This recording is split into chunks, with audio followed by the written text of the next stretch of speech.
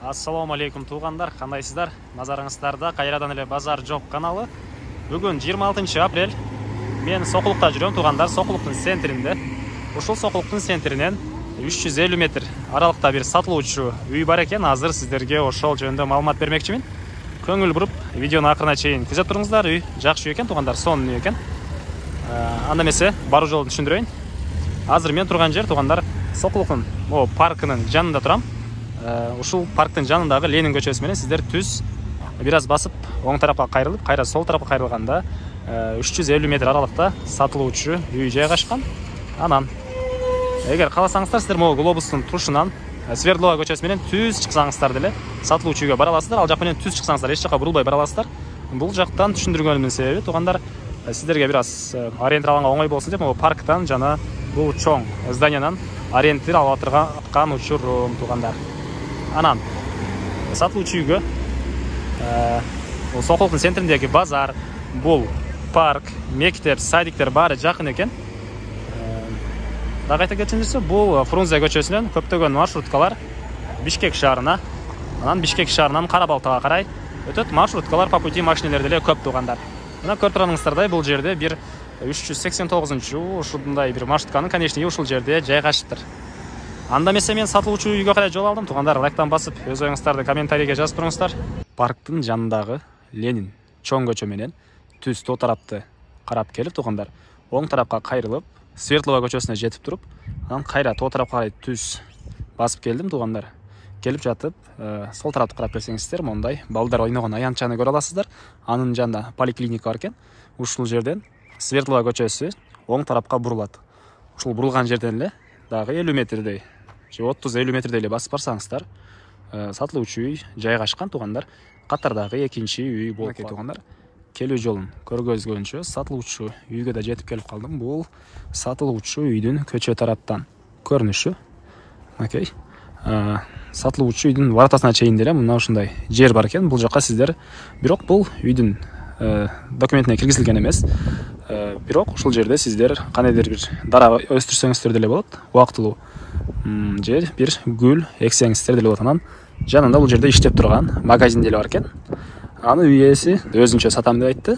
Келип, эгер сиздерге жаккан болсо, бул бутик деле кошо сатып алсаңыздар болот тугандар.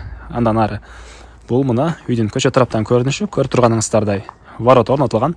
Көчө тараптан мына блок менен тосулуп тур тугандар. Мектеп, садик баары могул жана көргөзгөн парктын жанында эле экен тугандар. Аралык 350 метрдей эле болуп калат. Жана базар, глобус, поликлиника деле жана көргөзгөндөй бул жерде 50 метр аралыкта жайгашкан.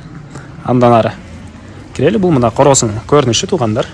Алды тарабында мондай поликарбонаттан болгон навес бар экен. Навестин ылдый тарабы бардык жери стяжка болгон тугандар. Мынакей. Мына ушундай көрүнүштө тегерентте кошуналар менен болгон аралык блок менен, кээ бир жерлери сокмо менен тосулган тугандар. Анан жердин аянты документ боюнча 8,5 соток экен. Бирок фактически андан көбүрөөк болуп калат. Андан ары маалыматтарды берели. Документтер боюнча техпаспорт, кызыл китеп баары бар экен. Үй ээсинин атында тугандар. Эми бул чоң үй жөнүндө айтсак, узун турасы 10/5. Бушпаган кирпич менен бүтүрүлгөн тугандар. Тышкы тараптан үтүплөй тептелиптир жана тышкы тарабы декоративный штукатурка экен. Жана алдында бул жакта узун турасы 20/5 болгон. 5 квартирант киргизгенге мүмкүнчүлүгү бар. Үйдө бар экен тугандар. Окей. Бул деле бушпаган кирпич менен бүтүрүлгөн. Тышкы тарабы декоративный штукатурка. Азыркы учурда 4 квартирант бар. Бир гана бөлмөсүндө үй ээсинин өзүнүн буюмдары турат экен тугандар. Анан киргенде оң тарапта бул жакта очоккана блок менен бүтүрүлгөн. Андан ары дагы кадер жер жемиш экенге жерлер бар экен. Биринчи жолу сиздерге азыр бул үйдүн ички тараптарын көргөздөйүн. Андан соң чыгып дагы бул жакта калган маалыматтарды берем тугандар. Мына бул чоң үйдүн негизги кирүүчү эшиги. Темир эшик, мына ушундай көрүп турганыңыздардай бронированный эшик тугандар. Андан ары түз кирсек, кухня жайгашкан. Айта кетчү нерсе тугандар, бул үйдүн узун турасы могул үйдүн бул кухнянан тышкары 10/5 экен. Бул өзүнчө эсептелет. Киргенде мына ушундай кухня. Бул узун турасы 3/5 экен. Дуалдары обой, потолок пластика, полу ламинат тугандар. То тараптан бир жагачтан болгон терезе орнотулуптур. Ички тарабына суу киргизилип, раковина да орнотулган тугандар. Мына ушундай көрүнүштө. Айта кетчү нерсе дагы бул кухня мебелдер эле калат. Калган бытовой техника, бул стол бары алып кетилет экен туугандар. Андан ары ушул эле жерден түзөтсөк, бул жакта мындай бир бөлмө. Узун турасы 4,5 4, дуалдары обой экен. Потолок гипсокартон. Калган бөлмөлөрдүн бардыгынын полу жыгачтан болгон пол туугандар. Ушундай көрүнүштө. Бөлмөлөр аралык эшиктер мына көрүп турганыңыздардай эшиктер орнотулган. Эми андан ары ушул жерден эле оң тарапка кайрылсак, бул жакта узун турасы 4,5 4,5 болгон бөлмө бар экен. Чыгыш тараптан жана тоо тараптан терезелер орнотулган. Ички тарабы дуалы обой, потолок гипсокартон туугандар. Полу жыгачтан болгон пол экен. Мынакей. Мына ушундай көрүнүштө. Андан ары кайра эле бул ортоңку бөлмөгө чыгып түзөтсөк, бул жерде интернет жөнүндө айтмаппын, көрүп эсиме түшүп кетти туугандар. Интернет бар, Wi-Fi роутер орнотулган үйгө. Түзөтүп кетсек, бул жакта дагы бир мындай спальня бөлмө бар экен туугандар. Узун турасы 4,5 3.